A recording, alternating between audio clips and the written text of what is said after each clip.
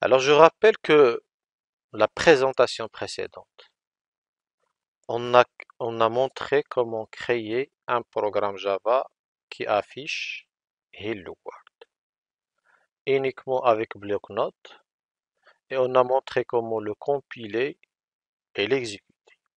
Maintenant, dans l'étape 2, nous allons essayer de montrer comment créer un programme Java, mais en utilisant un IDE, c'est-à-dire un environnement de développement intégré, Integrated Development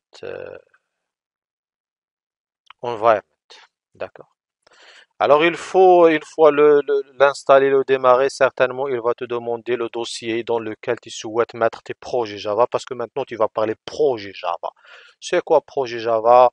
C'est un ensemble de dossiers, chaque dossier contient un ensemble de classes, mais on ne dit pas dossier en Java, on dit package. C'est un ensemble de packages, chaque package contient un ensemble de classes. Qu'est-ce que ça veut dire en classe? Vous le connaissez. Qu'est-ce que ça veut dire un package? On va le voir. Le plus important, c'est que tu dois avoir un dossier par défaut. Et ensuite, bien sûr, tu peux, dans ce dossier-là, tu peux mettre, donc, pardon, je mets mon PC dans la charge.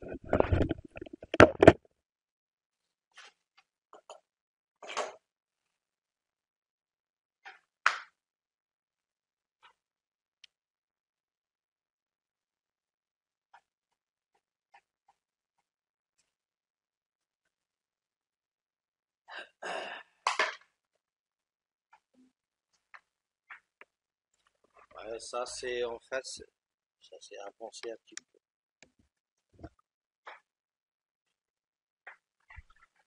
Alors, nous, on va commencer des programmes simples.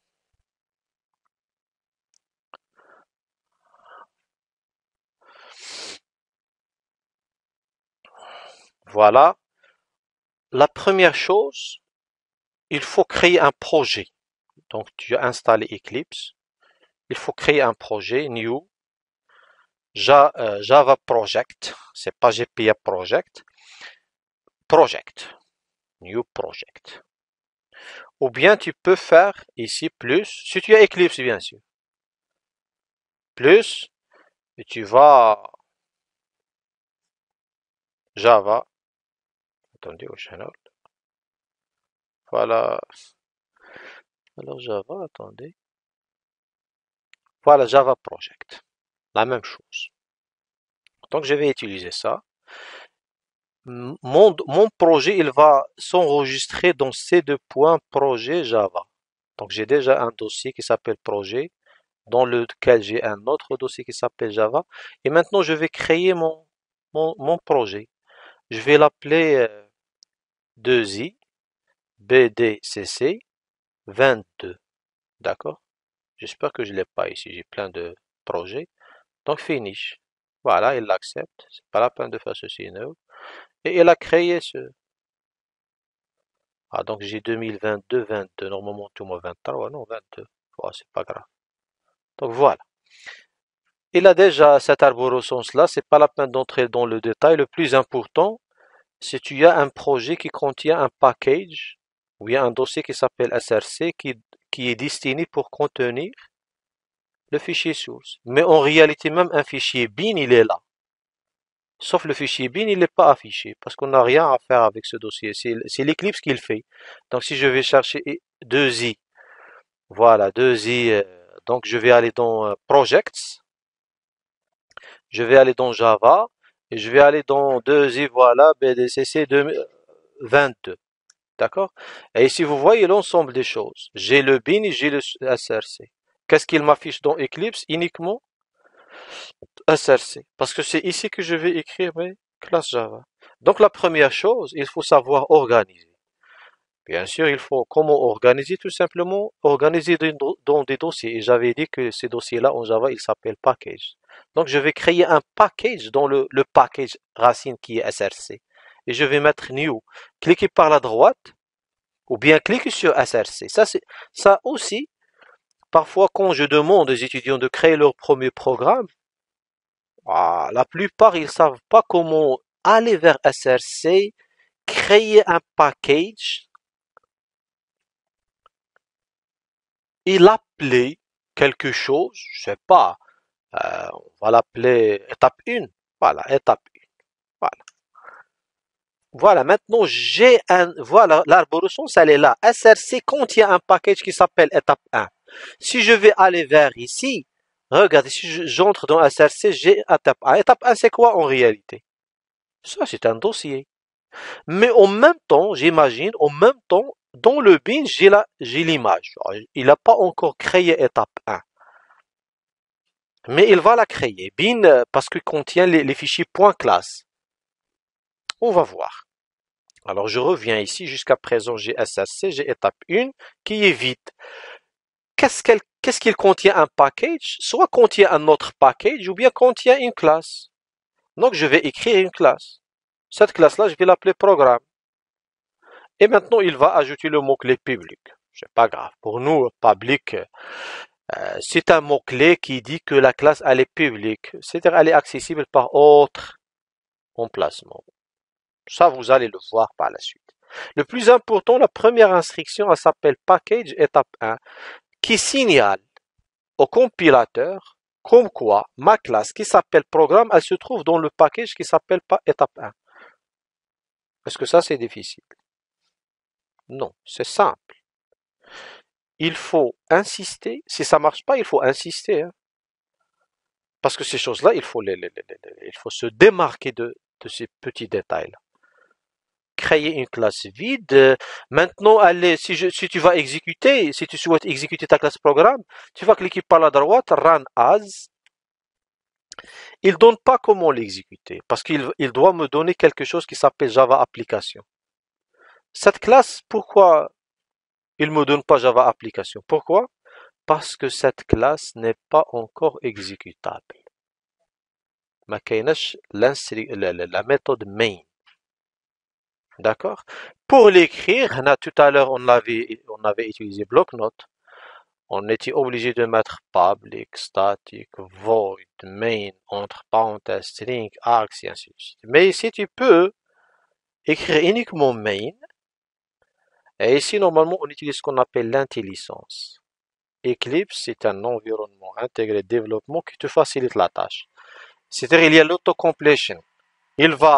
Maintenant j'ai écrit le main, je vais mettre contrôle, la touche contrôle du clavier, plus contrôle espace, et il va me dire, est-ce que tu souhaites créer cette... Regardez, c'est pas grave, je refais. Est-ce que tu souhaites créer cette classe-là, cette méthode-là? Oui. Regardez, il l'a créé automatiquement.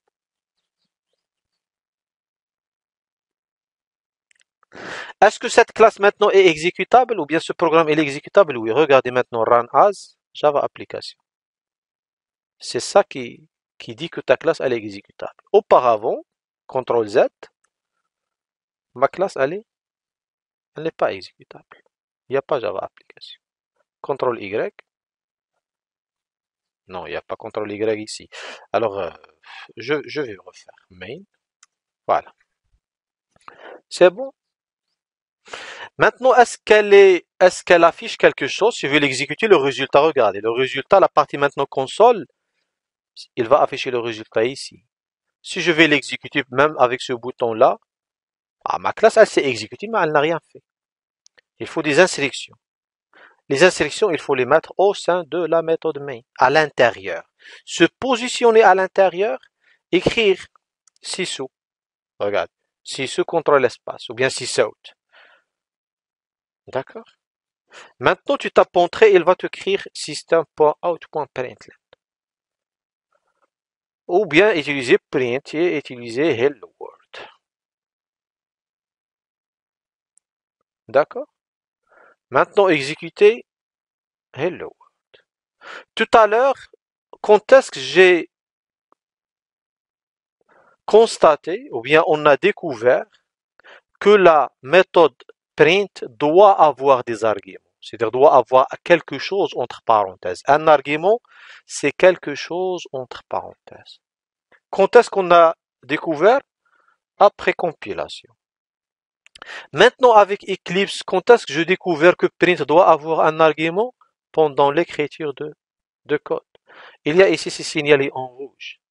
Alors, si vous êtes débutant, et vous êtes en train de créer un programme, et vous avez des choses soulignées en rouge, c'est-à-dire votre fichier Java, il est mal écrit. D'accord? Donc ici, mal écrit, pourquoi tu peux afficher l'erreur et savoir lire l'erreur? The method, regardez, the method print boolean in the print stream is not applicable for the argument rien. Aucun argument. D'accord? Donc il faut cette méthode-là, tu dois mettre quelque chose à l'intérieur. Qu'est-ce que tu peux mettre? N'importe quel type de données. On va parler par la suite des données. Le plus important, c'est mettre hello world. Voilà. Donc, deuxième chose, être capable d'utiliser un environnement intégré de développement, créer un projet Java, créer un package, créer un projet Java, créer un package au sein de SRC, créer un programme au sein de mon package, créer la classe ou bien compléter le code source de la classe pour qu'elle soit exécutable, utiliser les avantages d'un IDE, notamment l'intelligence ou bien l'autocompletion. C'est bon. Maintenant, la deuxième chose, nous sommes capables de créer un Hello World avec Java en utilisant un IDE. Je préfère mettre des vidéos, c'est bon.